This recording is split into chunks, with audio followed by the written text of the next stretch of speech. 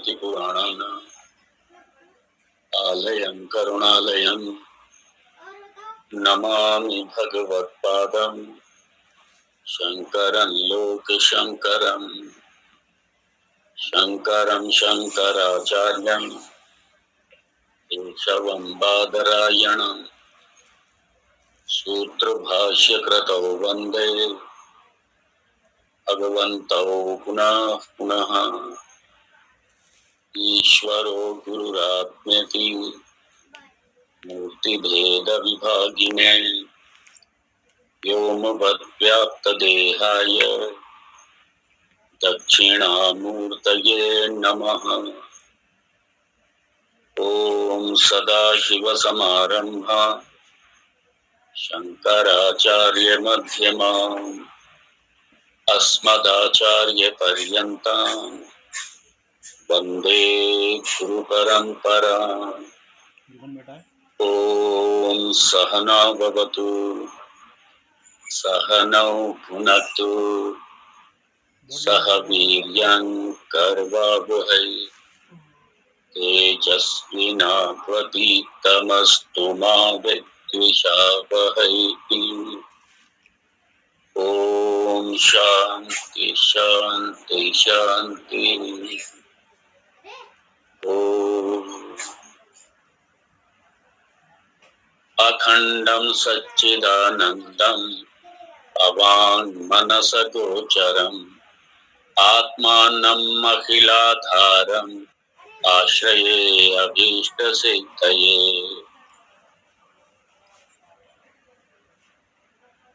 31वां paragraph 31वां मंत्र।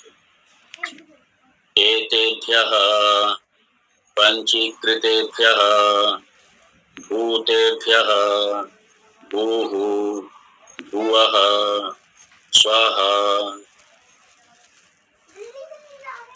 महः जनः तपः सत्यम् इति तन्नामकानाम् उपरि उपरि विद्यमानानाम् अतल वितल सुतल रसातल तलातल महातल पाताल नामकानाम् अधः अधः विद्यमानानाम् लोकानाम् ब्रह्माण्डस्य तत् अन्तर्वर्ती चतुर्विध स्थूल शरीराणाम् तत् उचितानाम् अन्नपानादीनाम् च उत्पत्तिर्भवति।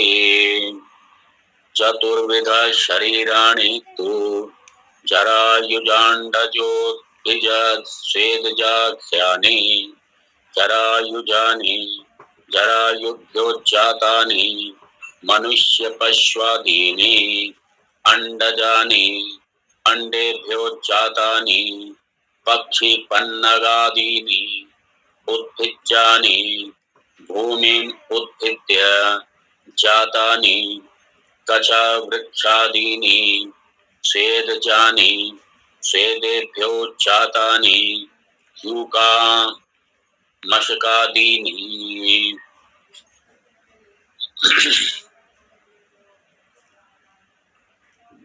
ये स्थूल प्रपंच और स्थूल शरीर,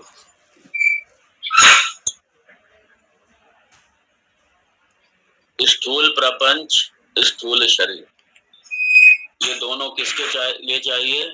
कर्म क्षय के लिए, ट्रांजैक्शन के लिए, व्यवहार के लिए चाहिए। सूक्ष्म शरीर में, कारण शरीर में तो व्यवहार होगा ही, व्यवहार होगा स्थूल शरीर। कर्म जो होगा वो स्थूल शरीर से होगा। जब स्थूल शरीर है तभी कर्म भी होगा, स्थूल शरीर नहीं है तो कर्म भी नहीं होगा। और कर्म होगा तो कर्म का क्षय भी होगा और कर्म का कर्म बनेंगे भी नहीं, दोनों होगा। लेकिन यहाँ भगवान ने कितनी इस सृष्टि में स्थूल जगत बना दिया, शरीर बना दिए, और एक बड़ा ही महत्वपूर्ण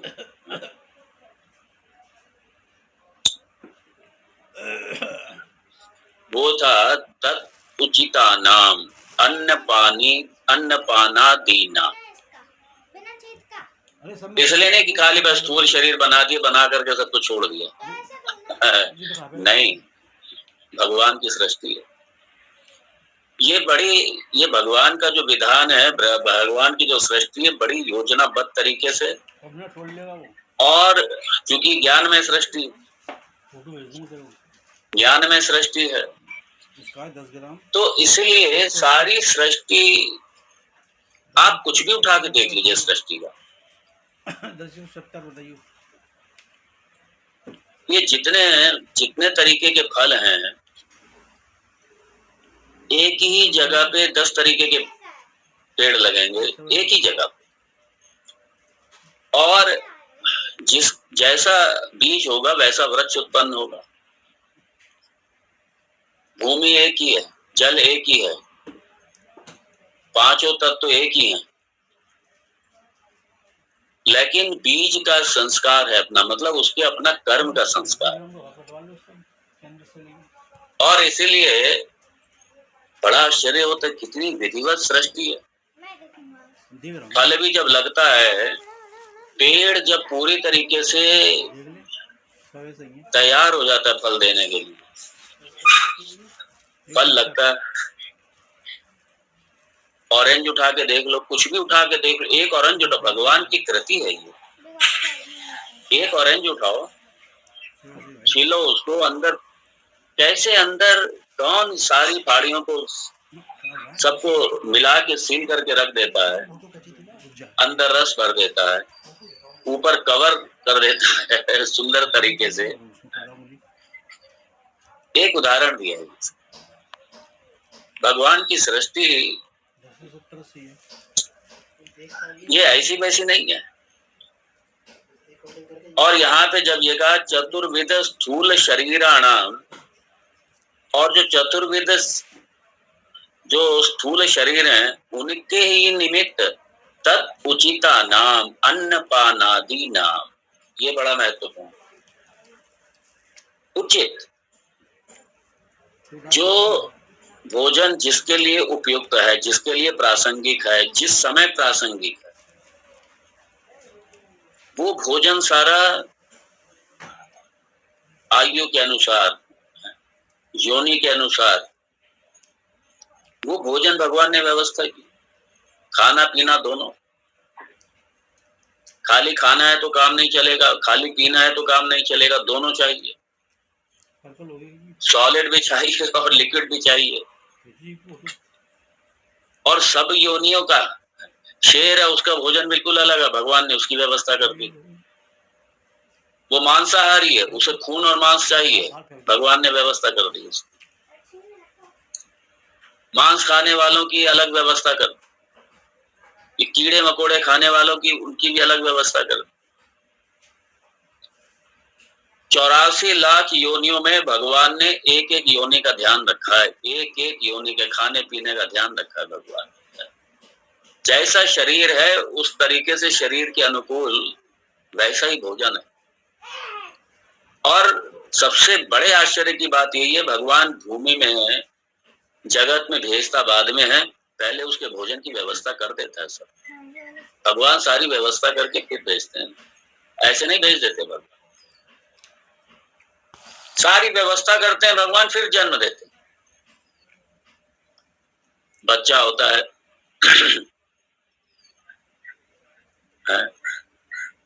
ये छोटा सा बेबी हुआ, गर्भ से बाहर आया, और आते ही माँ के आंचल में दूध आ गया, माँ के आंचल में दूध आ गया। ये दूध और कोई नहीं है, ये भगवान की ममता का अवतार है। ये दूध माँ को तो सिर्फ निमित्त बना दिया, पाल तो मेरा भगवान रहा है। ये ममता के रूप में अवतरित भगवान होते हैं, और वो ममता ही बच्चे को पालती है। माँ की ममता और कोई नहीं है, भगवान ही है। ये भगवान का अवतार है। ये भगवान हर माँ में है। और खाली ऐसा नहीं कि ये मनुष्य योनि की माँ, जितनी भी ये जीव राशि है, सब माँओं में भगवान ममता के रूप में अवतरित हो जाते हैं और भगवान स्वयं ही आंचल में दूध के रूप से आ जाते हैं और भगवान पालते हैं। माँ को निमित्त बना दिया। पिता का साया, माँ का आंचल, सारा समाज, सारा परिवार, खिलाने के लिए सब तैयार। क्या व्यवस्था है भगवान। और इसलिए यहाँ पे कहा उचिता नाम, सबकी उचित व्यवस्था है, बिल्कुल प्रॉपर उचित व्यवस्था है, प्रासंगिक है, बिल्कुल उपयुक्त व्यवस्था है, प्रासंगिक सबकी। एक दिन मुझे याद है, एक नीचे कोई अंडा था, मेरी आंखों के सामने हुआ। नीचे अंडा था और वो अंडा था छिपकली का, और वो अंडा फूटा, पता नहीं अपने आप ही जैसे पक गया होगा, जो भी हो, और छिपकली उसमें निकल के, छिपकली का बच्चा निकल करके भागा। और भागा जैसे ही थोड़ी देर रुक गया, उसके लिए भी आश्चर्य था कि उसने भी जगत पहली बार देखा था। और सामने थोड़ी दूरी पे एक मक्खी, वो मक्खी के निकलने के पूरी तरीके उसमें नहीं था, नवजात था वो। और वो निकल करके जब गया, मक्खी को पकड़ा। मैंने कहा देखो भगवान ने इसकी व्यवस्था कर दी, इसको जन्म दिया, जन्म देते ही व्यवस्था कर दी भोजन की। आप हर योनि उठा के देखिए, चींटी को कर्ण दे रहा है, हाथी को मन दे रहा है। उचिता नाम, ये बड़ा महत्वपूर्ण शब्द। हर योनि 84 लाख योनि और सबकी व्यवस्था। 84 लाख तो वैरायटी, और एक एक योनि के लाखों करोड़ों जीव हैं, एक एक योनि के अरबों खरबों जीव राशि। ये सब स्थूल शरीर, यहाँ स्थूल शरीर की चर्चा हो रही। और स्थूल शरीर ये चलेगा किस पे? अन्न पान पे चलेगा स्थूल शरीर, अन्न पान पे चलेगा स्थूल शरीर। आप कहेंगे नहीं नहीं, वो फलाने महापुरुष हुए थे, वो तो कुछ खाते पीते ही नहीं थे। ये अपवाद है, अपवाद नियम नहीं है। और इसमें सिद्धियां आती हैं, इसमें सिद्धि आती हैं, अन्न सिद्धि आती है, इसमें प्राण सिद्धि आती है। मैंने प्राण सिद्धि वालों को भी देखा, अन्न सिद्धि वालों को भी। उन्होंने हमसे कहा कि आप सीख लीजिए, आपके काम आएगी। मैंने कहा मैं जानता हूं कि ये इसमें बहुत समय लगाना पड़ेगा। और समय लगाना किसके लिए? खाली एक भोजन से छुटकारा पाने के लिए। 2 मिनट में खा पी के बराबर करो, और सिर्फ इस भोजन के ऊपर विजय पाने के लिए घंटों की हम बैठ करके साधना करेंगे, अपने ब्रह्म तत्व को छोड़ के, भगवान को छोड़कर, और उसके बाद में हम सिद्धि प्राप्त करेंगे। ये क्या है कि सिर्फ भोजन नहीं खाना। कौन सा हम तीर मार लेंगे भाई उसमें? हम अपना जीवन व्यर्थ कर देंगे इसमें। इसलिए सारी ये सिद्धियां, ये तो बाधा मानी गई हैं, ये सब भगवत प्राप्ति में। ऐसे प्राण सिद्धि को लेकर के, क्योंकि फिर घंटों उपासना करो बैठ करके, 4-4, 6-6 घंटे रोज लगाओ बैठ करके, घंटों उपासना करो, और 5 मिनट में खा पी के बराबर हो गए, किनारे हो गए, और 6-6 घंटे बैठ करके उपासना करो। इससे बढ़िया 5 मिनट खा पी लो, छुट्टी। हाँ, जिसे प्रदर्शन करना हो, क्योंकि लोगों को ये चाहिए, लोगों के लिए तो यही बहुत बड़ी बात हो जाती है। तो जिसे ये प्रदर्शन करना, ठीक है, करे प्रदर्शन। हमने कहा मैं क्या करूंगा इन सिद्धियों का लेकर, क्या करूंगा सीख कर? खाली 5 मिनट के भोजन खाने के लिए मैं अपनी जिंदगी इसी में लगा दूंगा। हाथ जोड़े भाई, नहीं चाहिए ये। तो वरना क्या है, 84 लाख योनियां, सारे अन्न पान की सबकी व्यवस्था। मैं सोचता हूँ कभी कभी, कितनी जीव राशि, कितने जीव, सबकी व्यवस्था करना, हर प्राणी की व्यवस्था करना, हर शरीर की व्यवस्था करना।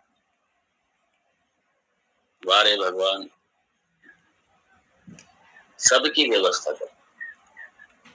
और उसके बाद में जब व्यवस्था करी, किसके लिए? चतुर्विध जो शरीर हैं उसके लिए।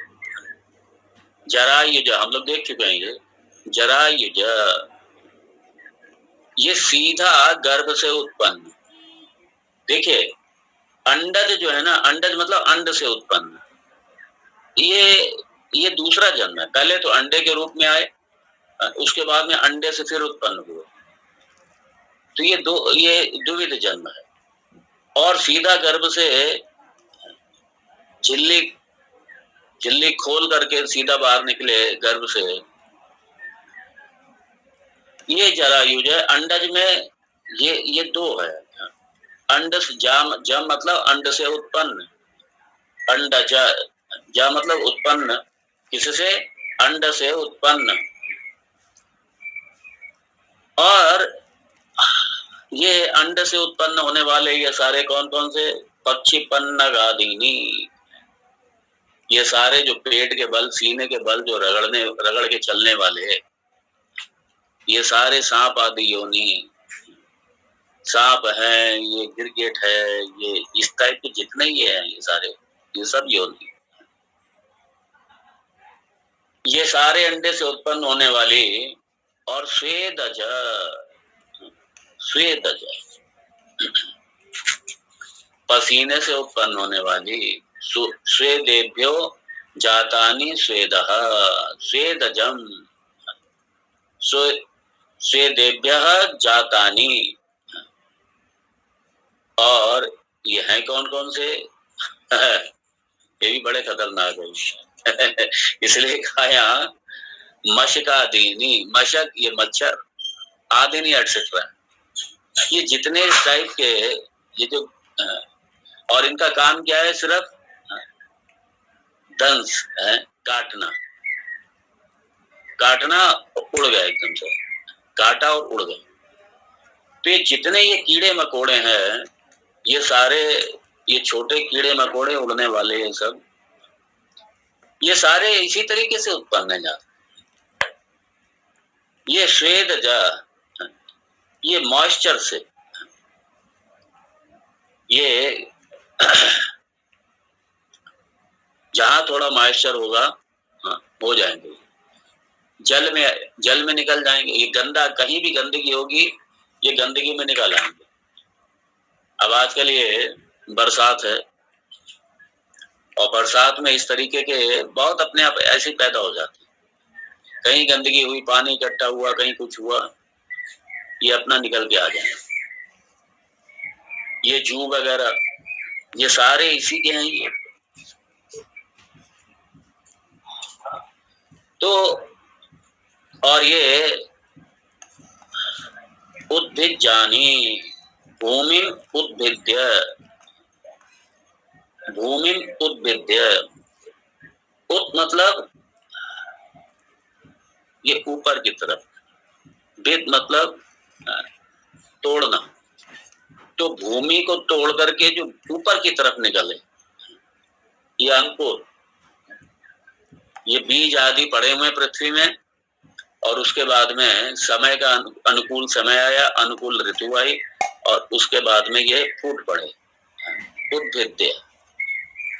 तो ये भूमि से, भूमि को तोड़ करके, भूमि को पाड़ करके ये निकलने वाले, ये इस तरीके के सारे प्राणी है।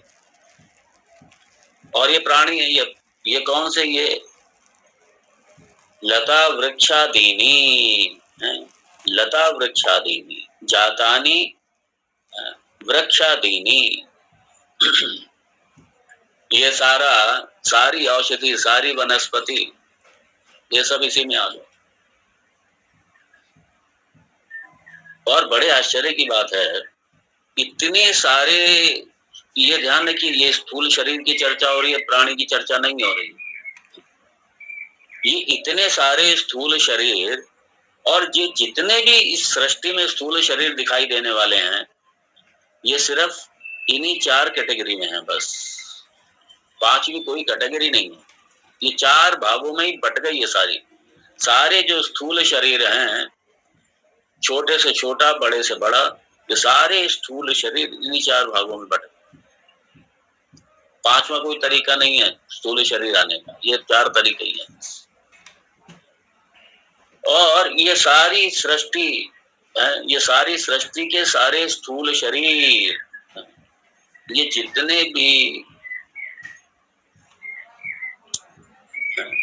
जितने भी प्राणियों के स्थूल शरीर हैं, ये सब इसी में आ गए। अब इसके साथ में क्या हुआ कि आपकी जो भूत भौतिक सृष्टि है वो तो हो गई, ठीक है, क्योंकि भूत भी हो गए। भूत मतलब घोषणा, भूत मतलब ये 5 एलिमेंट्स, 5 तत्व है, तो इनकी उत्पत्ति हो गई और इनसे होने वाला ये जो जगत है उसकी भी उत्पत्ति हो गई, स्थूल शरीर की भी उत्पत्ति, सबकी उत्पत्ति हो गई। अब ध्यान देना, ये जो 5 सूक्ष्म तत्व हैं वो क्या है, वो है तन मात्रा। और उसके बाद में जो ये स्थूल तत्व हैं, ये आते हैं आपके महाभूतों में, भूतकम, भौतिकम, ये महाभूतों में आते हैं। देखिए, जो सूक्ष्म शरीर है वो भी, उसका निर्माण सूक्ष्म तत्वों से हुआ, उसको भी आप भौतिकम कह सकते हैं। लेकिन सूक्ष्म तत्व जो है, सूक्ष्म तत्व आएंगे आपके तन मात्रा में, और स्थूल तत्व आएंगे आपके, ये कहलाएंगे भौतिकम। तो सूक्ष्म भूत, सूक्ष्म भौतिकम, स्थूल भूत, स्थूल भौतिकम, ये यहाँ पे हो गए। और ये किसके, ये ईश्वर सृष्टि के ये 4 सूक्ष्म, फिर से सुन लीजिए, सूक्ष्म भूत, सूक्ष्म भौतिकम, और स्थूल भूत, स्थूल भौतिकम, ये चारों के चारों ये ईश्वर सृष्टि में आ गए। अब जो भौतिक सृष्टि है उसकी चर्चा करने के बाद में शास्त्रकार, उसका विश्लेषण करने के बाद में शास्त्रकार क्या कर रहे हैं, यहाँ पे फिर आ गया किस पे, व्यष्टि और समष्टि। क्योंकि जो है उसे समझौता करना है, किस जिम्मेदारी है? व्यष्टि हम लोगों ने, व्यष्टि सूक्ष्म शरीर देखा था, समष्टि सूक्ष्म शरीर देखा था, व्यष्टि कारण शरीर देखा था, समष्टि कारण शरीर देखा था। अब यहाँ पे व्यष्टि स्थूल शरीर और समष्टि स्थूल शरीर। व्यष्टि स्थूल शरीर मतलब जीव शरीर, और समष्टि स्थूल शरीर मतलब ईश्वर का शरीर, ईश्वर शरीर। अब ये आएगा, तो इसलिए वही बात आ गई। और यहाँ पे एक पॉइंट को बहुत अच्छे तरीके से समझिएगा,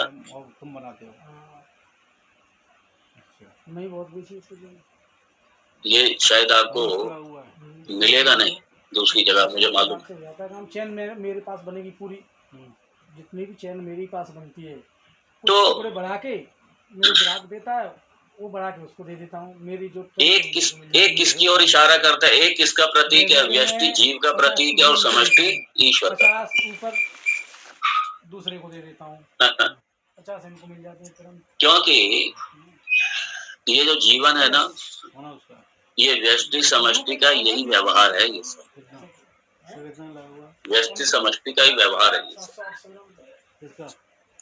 अच्छा, और 700 है। बिल्कुल है। यहाँ पे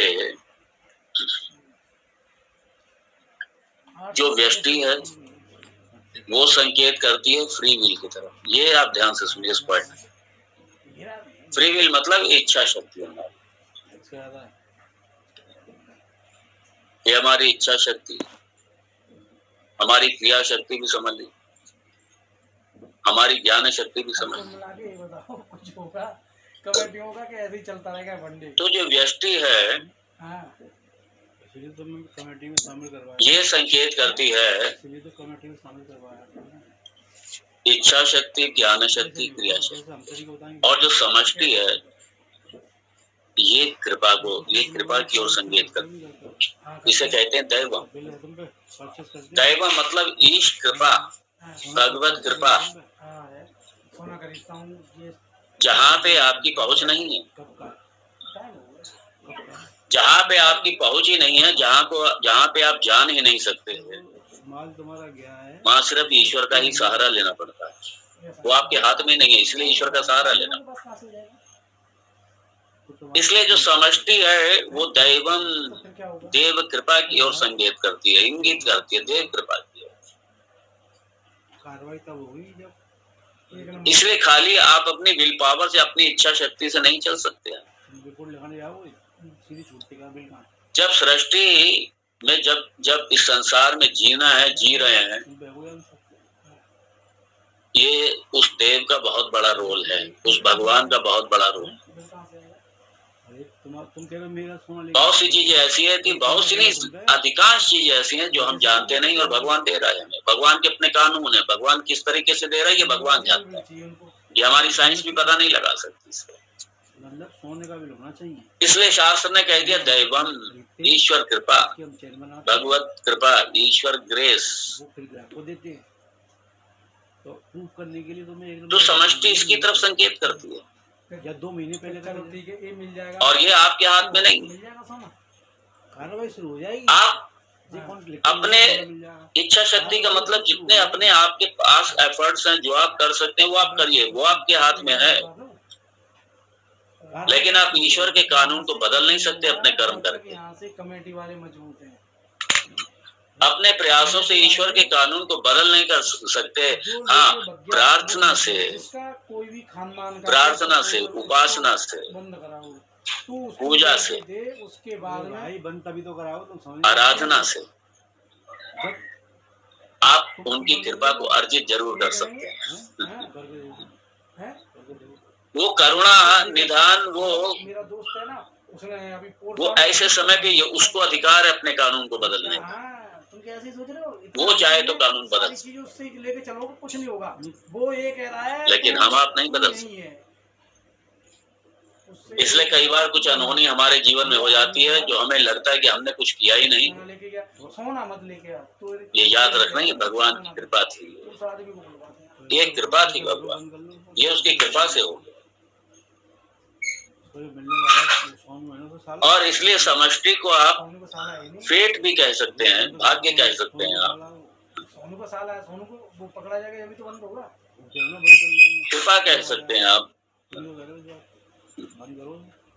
मेरी बात नहीं समझे, जैसे कि और इसलिए भगवान ने जो कहा ना, मैं ठीक है, मेरा भाई है, कहा ना कर्मणो गति, मेरा भाई ने मैंने गलत काम करा तो तुम गलत काम। पहली बात तो ये उपाधि के साथ में इस मन की अपनी एक सीमाएं हैं, उपाधि की एक अपनी सीमाएं हैं। चाहे कितना भी बड़ा ज्ञानी हो, उपाधि की दृष्टि से उसकी सीमाएं हैं, मन की दृष्टि से उसकी सीमाएं हैं।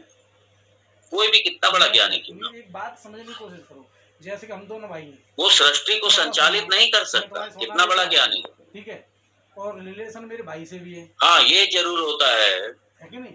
उसकी प्रार्थना पर भगवान रीच करके कुछ बोल नहीं सकते, अग्नि तुम्हारा उससे बोलने का, कुछ बात करने का, कुछ अपने कानून में भी परिवर्तन उसके लिए कर सकते हैं, वो एक अलग बात, लेकिन उसके हाथ में नहीं है परिवर्तन। वही बात है, आप मेरी बात गौर नहीं कर रहे हैं। तो इसीलिए जैसे भी कह रहे हो ये या कई बार हम लोग कह देते हैं लक, हम दोनों भाई काम कर रहे हैं। कई बार कह देते हैं भाग्य। ये लक और भाग्य कुछ नहीं है, भगवान का अपना कृपा है। भगवान मेरा भाई है यहाँ पे, उससे ये भगवान की जानते हो, मेरे को भी जानते हो, मैं तुमसे काम कर रहा हूँ, मैं तुम्हारा सोना लेके भाग इसलिए ये समष्टि और व्यष्टि में, व्यष्टि मतलब व्यष्टि आपकी, भाई ऐसी सी बात है, ये आपकी इच्छा शक्ति, आपकी अपनी ज्ञान शक्ति, आपकी अपनी क्रिया तो शक्ति, इसका कुछ हो नहीं सकता है। और समष्टि मतलब ईश्वर कृपा, भगवत कमेटी का कृपा। बाप भी इसको काम को कर ले तो तुम मेरे को लिख के दे देना, ये सोना आ जाए तो। कमेटी क्यों करे? आप भगवत कृपा के लिए आप भगवान से प्रार्थना कर सकते हैं, उनके सामने रो सकते हैं आप, जब तक मेरी बात सुनो, लेकिन कानून को अपने अनुसार नहीं चला सकते आप। भगवतीय कानून भगवान के अनुसार, और भगवान कई बार कुछ परिवर्तन कर देते हैं, तो इसका मतलब ये नहीं कि हमने कर दिया, कभी मत। कई बार मैंने देखा ये एक बड़ा विमान पाल के बैठ जाते हैं। मैंने एक बार देखा किसी संत, हाँ कोई संत के उसमें पास में था, तो वो अपने भगत से कह रहे थे, भगत से कहने लगे कि तुम्हारी वजह से हमने खाली को परिवर्तित कर दिया, चेंज कर दिया हमने, तुम्हारा इतना बड़ा अनहोनी होने को थी, हमने उसको टाल दिया। मैंने कहा आपने ठीक है भगवान से प्रार्थना की होगी, भगवान की उपासना की होगी, और भगवान ने उस बहुत बड़ी व्याधि को बहुत बड़ी आपदा को टाल दिया, और आपने ये कह दिया सीधा सीधा वो मेरी वजह से टल गया, मैंने उसको टाल दिया, मैंने टाल दिया उसको। सीधी बात है, रोड पे चलते हो तो क्या करना है, खुद को मुझे बड़ा अंदर से लगा, दूसरा सोचे ये इस तरीके की जो बातें हैं, हमको खुद को ये अभिमान प्रदर्शित करने वाली, इसलिए कई बार भगवान कुछ अलौकिक छोटी मोटी शक्ति दे देता है, छोटी मोटी सिद्धियां दे देता है किसी को, लेकिन पचाना मुश्किल होता है। क्यों पचाना मुश्किल होता है? क्योंकि उपासना की, आराधना की, भगवान के प्रति शरणागति की एक कमी होती है, और उल्टा अपने ऊपर अभिमान पाल के बैठ जाता है। और मैंने देखा कि ऐसे में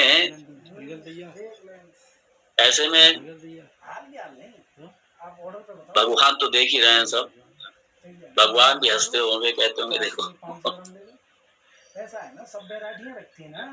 मेरी कृपा से इसको मिल गया सब, मैंने इसको दे दिया सब, अब ये क्या कह रहे हैं, मेरी वजह से मैंने किया, मेरी वजह से मैंने, वो तो कष्ट हमने टाल दिया था आपका, ऐसे कहेंगे वो कष्ट तो हमने टाल दिया था। लेकिन जो महात्मा जो सजग रहते हैं, जो सतर्क रहते हैं, वो कभी नहीं ये कहेंगे, वो यही कहेंगे कि भाई ठीक है, भगवान से प्रार्थना की थी, भगवान ने सुन ली, और भगवान ने कृपा करके ये टाल दिया, भगवान ने कृपा करके मुसीबत से निकाल दिया, ये भगवान की कृपा है। वो हमेशा यही कहें, मैंने कर दिया, मेरी वजह से हुआ। मैंने देखा है एंड पूरा ही होता है, भगवान भी चांस देते हैं, और उसके बाद में ऐसो को भगवान क्या करते हैं, कुछ नहीं, बस थोड़ा सा विवेक हर लिया, बस छोटा सा एक विवेक कर लिया, और उसके बाद में गए काम, अपना ही जाल बनाते हैं और अपने आप ही चले जाते हैं। मेरा भांजा बैठता उसको नहीं जानते हो? तो जैसे सूक्ष्म व्यष्टि सूक्ष्म शरीर था, समष्टि सूक्ष्म शरीर था, व्यष्टि कारण शरीर था, समष्टि कारण शरीर था, ऐसे ही ये जो स्थूल शरीर है, ये व्यष्टि स्थूल शरीर और समष्टि स्थूल शरीर, ये आइए देखते हैं।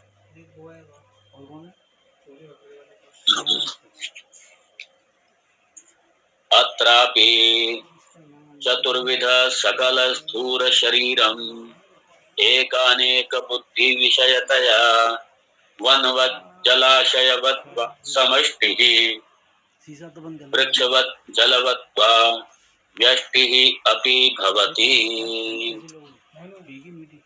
फिर वही उसी तरीके से आगे व्यष्टि समष्टि, जो शुरू में दृष्टांत दिया गया था वन का और वृक्ष का, और जलाशय का और जल का देखो फिर से इसी क्या काम करता है दृष्टांत वही, लेकिन अत्रापि मतलब यह स्थूल शरीर के संबंध में, ये जो स्थूल शरीर है और स्थूल शरीर बना है किससे? स्थूल तत्वों से।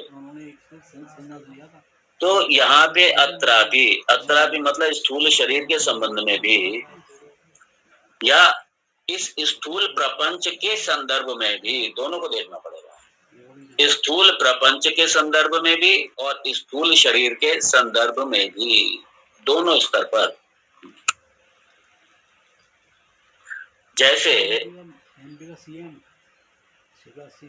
जैसे सूक्ष्म प्रपंच व्यष्टि और समष्टि वहां थे, ऐसे यहाँ पर भी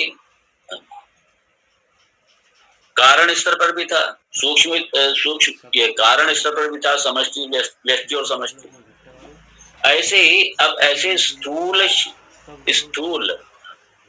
प्रपंच और स्थूल शरीर के स्तर पर भी चतुर्विध सकल स्थूल शरीरम,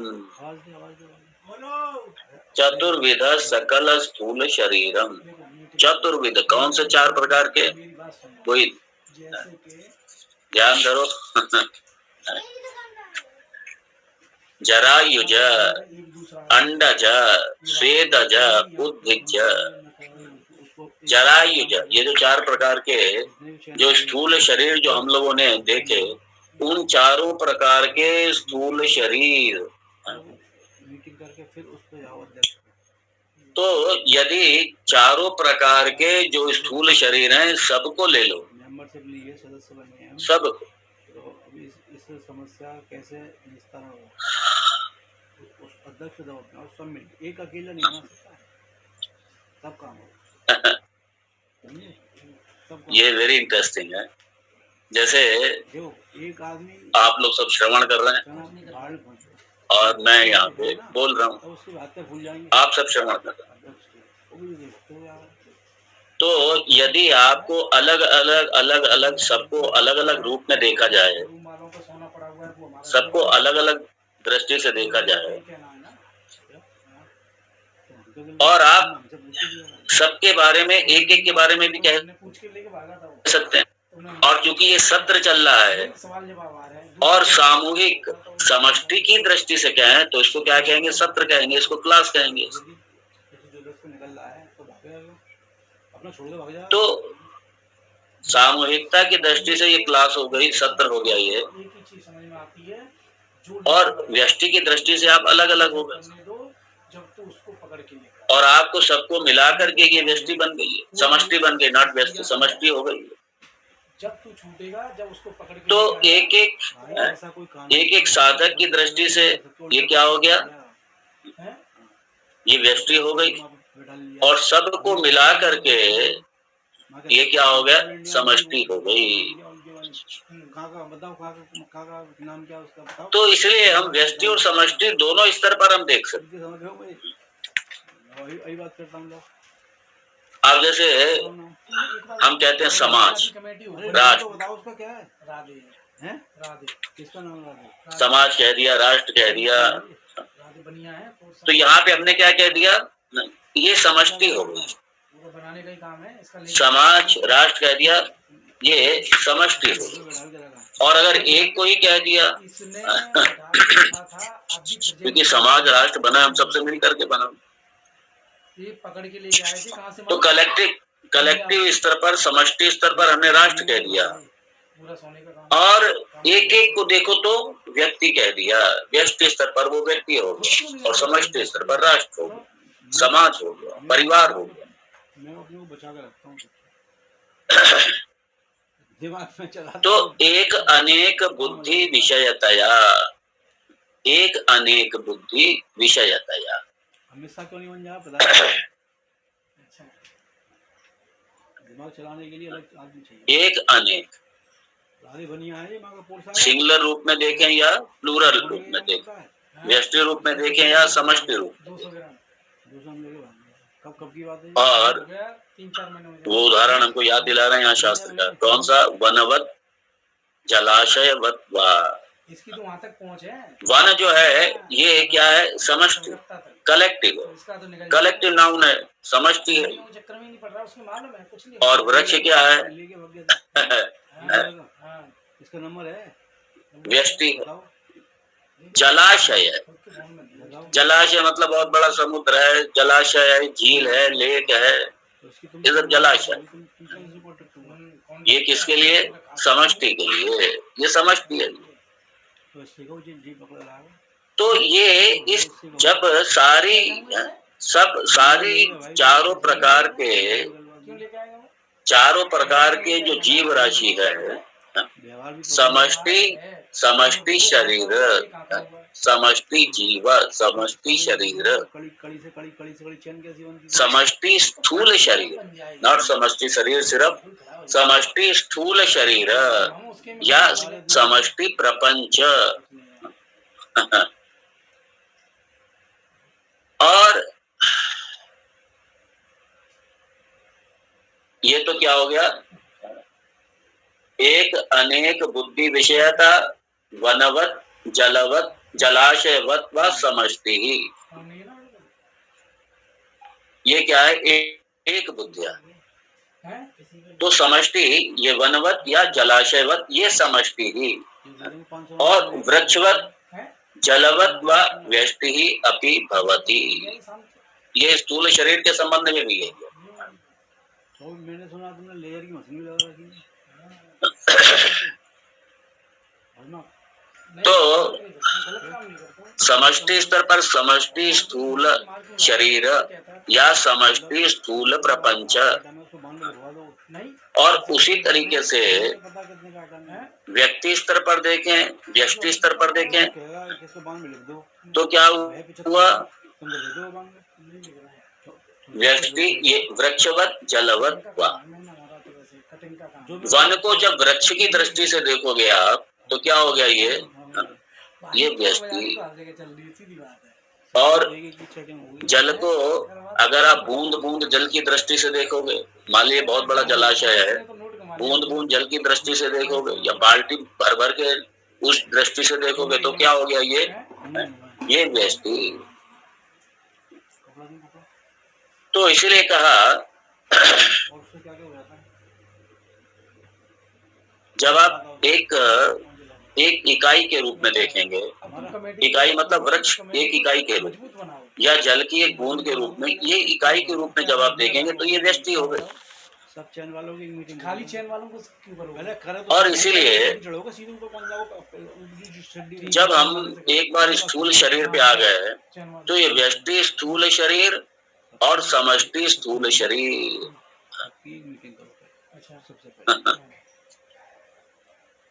इसलिए जब हमने एक बार स्थूल शरीर को पा लिया तो व्यष्टि और समष्टि स्थूल शरीर। चैन वालों की आज मीटिंग हुई इस विषय पर। अब देखिए, जो चेतन तत्व है, जो कॉन्शियसनेस है, उसने क्या किया? उसने व्यष्टि को भी, हमारी मीटिंग हुई क्योंकि वो ऑल परवेडिंग है, वो सर्वव्यापी है, और ये व्यष्टि में भी वो व्याप्त है और समष्टि में भी वही व्याप्त है। व्यष्टि में भी वही व्याप्त और समष्टि में भी वही व्याप्त। हमारे जो कार्य है जो हमसे चैन लेते हैं, और अगर खाली शरीर की दृष्टि से देखेंगे, ध्यान देना, सिर्फ शरीर की दृष्टि से देखेंगे या प्रपंच की दृष्टि से देखेंगे तो ये क्या है? यह अचेतन नहीं है। और जो ये व्यष्टि जो स्थूल शरीर है उसमें क्या है? चैतन्यम, चैतन्य है उसमें। तो जो व्यष्टि स्थूल शरीर है उसका चैतन्य का नाम अलग है, और जो समष्टि स्थूल शरीर है उसमें जो चैतन्य है उसका नाम अलग। नाम में भेद आ जाएगा। व्यष्टि है वही चेतन तत्व ही है, वही चेतन तत्व, लेकिन व्यष्टि के स्तर पर उसका नाम अलग हो जाएगा, समष्टि के स्तर पर उसका नाम अलग हो। यहाँ पे यही कहना चाह रहे। तो ये इसी अचेतन, इसी में चैतन्य है, और इसी की वजह से ये जो बॉडी है, जो शरीर है, ये क्या है? ये डेड नहीं है, इसलिए आप भी श्रवण कर रहे हो और मैं भी बोल रहा हूँ। किसकी वजह से? एक बात बता दो, उसी चेतन की वजह से। मीटिंग की मेन कार्य बॉडी जब लाश बन जाती है, चेतन है, जब सूक्ष्म शरीर के साथ चिदाभास चला जाता है तो वो डेड हो गई। मैं कुछ नहीं हूँ, मैं तो जीव लेकिन चेतन का भी, चेतन तत्व का भी जो चिदाभास है, उसमें भी किसका है प्रकाश? उसमें किसकी सत्ता है? सबसे मेन चीज उसी बिंब की सत्ता, उसी चेतन की सत्ता है। उसका नाम नहीं बताऊंगा, वो बड़ा है, मैंने सुना है। और जब ये शरीर चलता फिरता दिखाई दे रहा है, काम करता दिखाई दे रहा है, इंद्रियां काम कर रही हैं, सब कुछ काम कर रहा है, इसका मतलब क्या है? ये शरीर है इस चेतन तत्व इसमें व्याप्त है। हाँ। और इसी तरीके से ये जो समष्टि सारा जो प्रपंच है, समष्टि स्थूल शरीर है, ये सारा बिना चेतन के नहीं, ये सारा चेतन तत्व से परिपूर्ण है सारा। और इसीलिए इसके लिए अलग नाम है, उसके लिए अलग नाम है, इसके लिए अलग नाम है। 3 हो गए और एक चौथा ही मास्टरमाइंड, सब कुछ आता है। इन तीन ये हम तो मैं किसी से डरता नहीं, बात तो मैं किसी से डरता हूँ। अब जैसे उदाहरण के रूप में देखिए, इसी चेतन तत्व के ऊपर दो कमेटियां क्यों? सन को लीजिए, जो सूर्य, बताओ तुम्हारे उनके सूर्य प्रतिबिंबित हो रहा है इसमें, बाटियां कपती हैं, एक बुलबुले में भी सूर्य प्रतिबिंबित हो रहा है, हजारों बुलबुले हैं, सब में प्रतिबिंबित हो रहा है। कब आएगा? जल्दी आएगा। और समुद्र में भी वही प्रतिबिंबित हो रहा है। अच्छा, जलाशय बहुत बड़ा है, उसमें भी वही प्रतिबिंबित हो रहा है। और जलाशय के अलग अलग बुलबुले हैं, उसमें भी वही प्रतिबिंबित हो रहा है, वही सूर्य प्रतिबिंबित। क्यों नहीं होता? तो व्यष्टि की दृष्टि से भी वही समुद्र है, और समष्टि दृष्टि से वही समुद्र, वही सूर्य है। व्यष्टि की दृष्टि से भी वही सूर्य है, और समष्टि उपाधि की दृष्टि से भी वही सूर्य है। एक ही सूर्य, सूर्य अलग नहीं है। मेरी बात सुनो, ऐसे जो चेतन तत्व है वो अलग अलग नहीं है। तीसरी भी बन गई, वो बंगालियों की क्यों बनने दी? ये स्थूल शरीर अवच्छिन्न चैतन्य है, तो तुम नहीं थे ना? वो समष्टि, ये स्थूल व्यष्टि शरीर अवच्छिन्न चैतन्य है, वो समष्टि स्थूल प्रपंच और समष्टि स्थूल शरीर अवच्छिन्न चैतन्य है। ये ध्यान रखना। नाम लिखे हुए, मेरा नाम नहीं है सर्टिफिकेट में। तो यहाँ मैं सलाह दे सकता, मैं सलाहकार हूँ। तो इसलिए ये व्यष्टि चेतन मतलब क्या? ये व्यष्टि उपहित चैतन्य, व्यष्टि स्थूल शरीर उपहित चैतन्यम, व्यष्टि स्थूल शरीर उपहित चैतन्यम, और समष्टि स्थूल शरीर उपहित चैतन्यम, दोनों में अलग अलग है। फोटो स्टेट दो और अपने पास रखो। हमारा प्रस्ताव है, इस पर कार्रवाई कर रही है। जैसे जल है, अब उस जब ये उदाहरण है किसके लिए?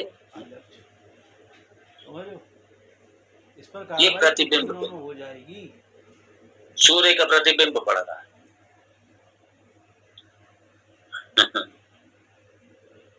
और ये प्रतिबिंबवाद, अवच्छेदवाद मतलब जैसे वृक्ष को ले, पहले भी देख चुके हैं इसको, वृक्ष अवच्छिन्न चैतन्य, ये अवच्छेदवाद का उदाहरण। तो अवच्छेदवाद दृष्टया वृक्ष दृष्टान्तः और प्रतिबिंबवाद दृष्टया जलाशय दृष्टान्तः। तो वेदांत में दोनों ही दृष्टांत दिए गए।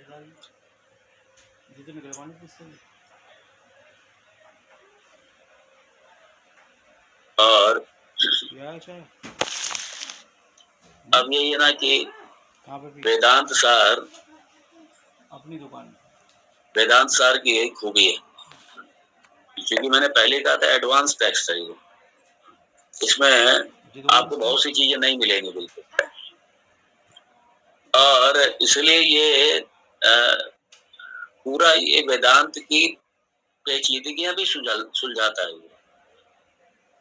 इसलिए जब हम कोई गहन एक चीज ध्यान करो, वेदांत का ग्रंथ लेके बैठे हैं तो उससे पहले ये बहुत सी क्लैरिटी दे देता है वेदांत सार। इसमें आपको छोटी छोटी चीजों पर आपको काफी क्लैरिटी मिलेगी।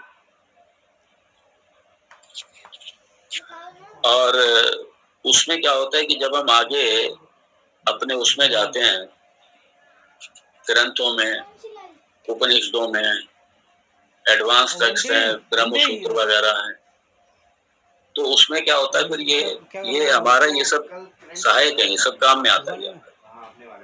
इसलिए वेदांत सार में अभी तक जितने विषय हो चुके हैं इन पे सबके आप दृष्टि डाल दिया करिए, सब पे दृष्टि डाल दिया करिए। चढ़ेगा तो है। कितने सारे विषय, कितने सारे शब्द हैं वेदांत के शब्द, और बहुत से शब्द ऐसे हैं जिनका अंग्रेजी में कोई ट्रांसलेशन नहीं है, याद रखिए। ये अंग्रेजी में कई बार ट्रांसलेशन कर देते हैं, फिर लोग अंग्रेजी का ट्रांसलेशन का जब अर्थ निकालते हैं वो अर्थ का अनर्थ हो जाता है, क्योंकि वो अर्थ ही अलग हो गया उसका सारा। इसलिए कई बार अंग्रेजी का ट्रांसलेशन काम नहीं करता कई बार। इसलिए जिनके पास वेदांत का विजन, देखिए एक होती है, एक है आपके पास विजन, ज्ञान है उसका, और एक विजन तो है नहीं, ज्ञान नहीं है, खाली भाषा का ज्ञान है बस। संस्कृत का ज्ञान हो गया इसका मतलब थोड़ी वेदांत का ज्ञान हो गया, नहीं, भाषा का ज्ञान अलग है, ये विजन अलग है। विजन तो गुरु मुखात से मिलेगा, गुरु मुख से मिलेगा।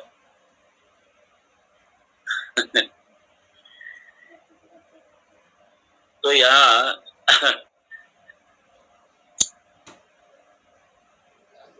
तो अवच्छेदवाद, प्रतिबिंबवाद, अवच्छिन्न चैतन्यम, प्रतिबिंबित चैतन्यम, प्रतिबिंबित चैतन्यम, अवच्छेद चैतन्यम। ये इसलिए जलाशयत्वात् व्यष्टि अपि भवति, जलाशयत्वात्। जलाशय की दृष्टि से देखो तो क्या है, ये समष्टि एक वचन हो गया ये, और जलाशयत्वात् व्यष्टि अपि भवति। तो जो लाना लिया ना। अब यहाँ पे देखिए, अब यहाँ पे जो स्थूल शरीर है, स्थूल शरीर है मतलब जो अचेतन व्यष्टि और अचेतन समष्टि, अचेतन व्यष्टि और अचेतन समष्टि, ये स्थूल शरीर तो हो गया अभी। अब यहाँ पे चूंकि अभी स्थूल प्रपंच हुआ है, स्थूल शरीर हुआ है, और ये कौन, अभी अचेतन हुआ है। अभी जब चेतन के आते ही ये व्यष्टि और समष्टि, इस पे देखिए थोड़ा सा, आइए। एतत् समष्टि उपहितं चैतन्यं वैश्वानरः विराट इति उच्यते।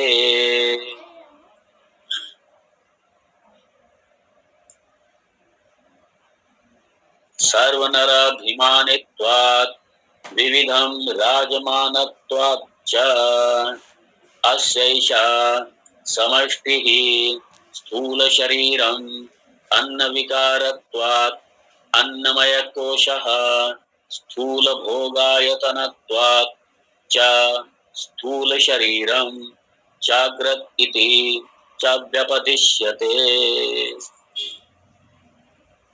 और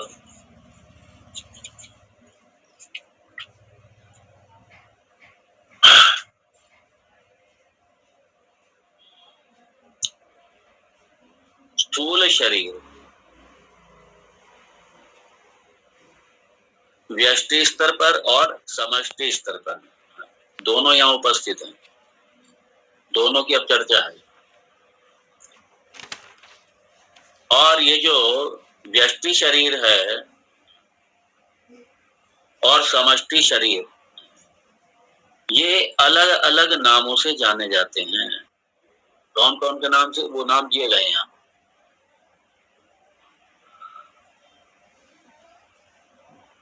तो स्थूल शरीर एक नाम है, ग्रॉस बॉडी एक नाम। अब यहाँ पे स्थूल क्यों कहा जाता है? ये स्थूल इसीलिए कहा जाता है क्योंकि भाई ये दिखाई दे रहा है, ये ये इंद्रिय गम्य है, इसीलिए स्थूल शरीर कहा गया है। ये इंद्रिय गम्य है। आप देख रहे हैं, आप अपना स्थूल शरीर भी देख रहे हैं, दूसरे का भी देख रहे हैं, आप पूरी तरीके से अनुभव कर रहे हैं उसको। क्योंकि इंद्रिय गम्य है इसलिए स्थूल है।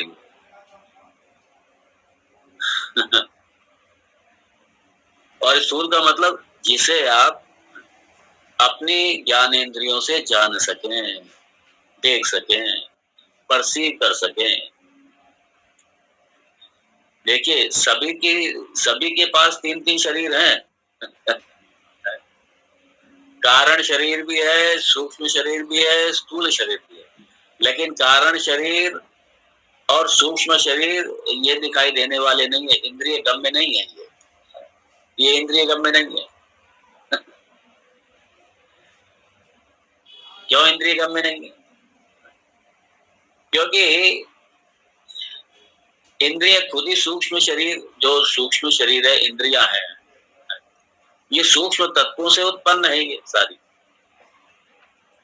इसलिए वो कैसे जान पाएंगे उसको, अपने कारण को कैसे जान पाएंगे? तो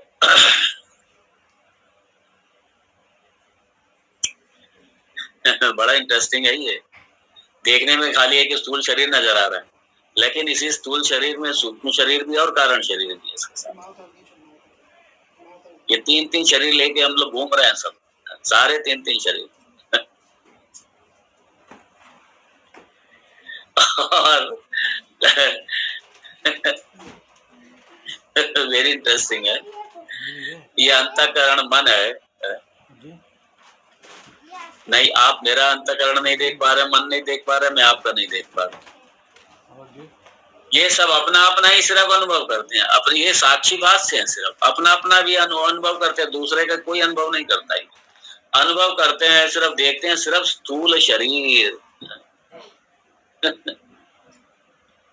इसलिए मैं आपका कारण शरीर नहीं देखता हूं। और कारण शरीर भी अकेला थोड़ी है, कारण शरीर पूरे संचित कर्म के पिटारे के साथ बैठा हुआ, जो कोई नहीं देख सकता, जो सिर्फ भगवान ही जानता है सबके कारण शरीर, हम लोग नहीं जानते।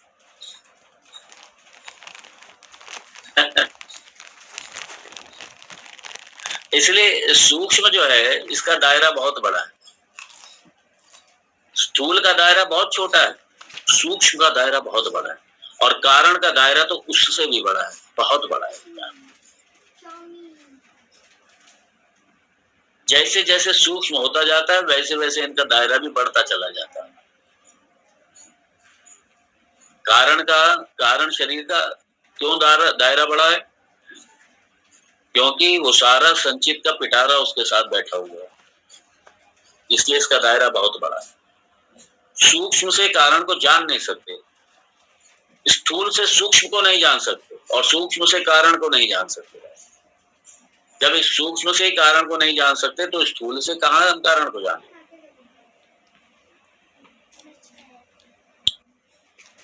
इसलिए सूक्ष्म शरीर कारण शरीर से बड़ा और कारण शरीर सूक्ष्म शरीर से भी बड़ा, व्यापक बड़ा है।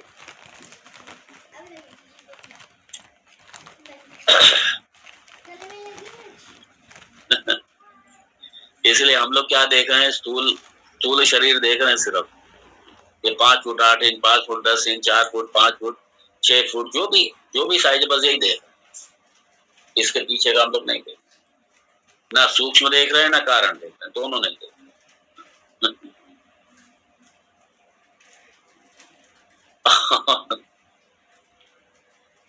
बड़ा इंटरेस्टिंग है ये। और इसको मापने का कोई तरीका भी नहीं है, सूक्ष्म शरीर को मापने का कोई तरीका नहीं।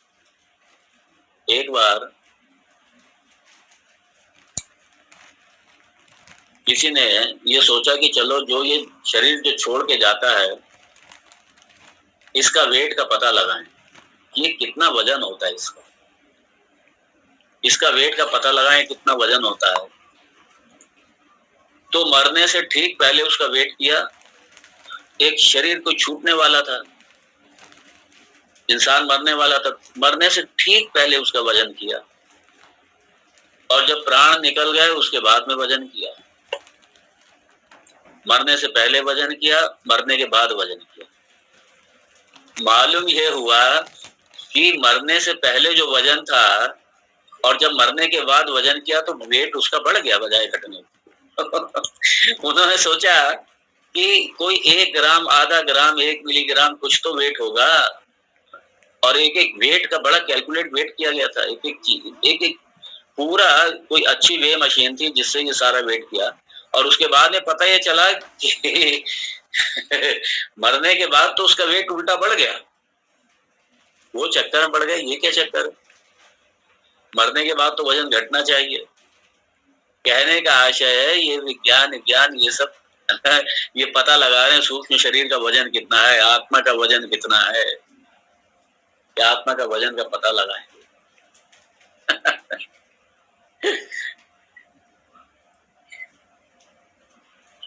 और ये स्थूल शरीर है क्या, ये है अन्न विकारत्वात् अन्नमय कोशः, अन्न विकारत्वात्। ओहो, बड़ी तो प्यारी, ये समय हो गया, यहाँ विराम दूंगा मैं। बड़ा सुंदर विषय है ये, बड़ा अच्छा है ये, इसमें काफी कुछ है छुपा हुआ, इसमें देखेंगे इसको कल। ओम तत्सत्। ओम पूर्णमदः पूर्णमिदं पूर्णात् पूर्णमुदच्यते पूर्णस्य पूर्णमादाय पूर्णमेवावशिष्यते। ओम शांति शांति शांति। शंकरं शंकराचार्यं केशवं बादरायणं सूत्रभाष्यकृतौ वन्दे भगवन्तौ पुनः पुनः। ईश्वरो गुरुरात्मेति मूर्तिभेदविभागिने व्योमवद्व्याप्तदेहाय दक्षिणामूर्तये नमः। जैसे कृष्ण हरि धन ओम शांति शांति शांति। हरि ओम। श्री गुरुभ्यो नमः। हरि ओम।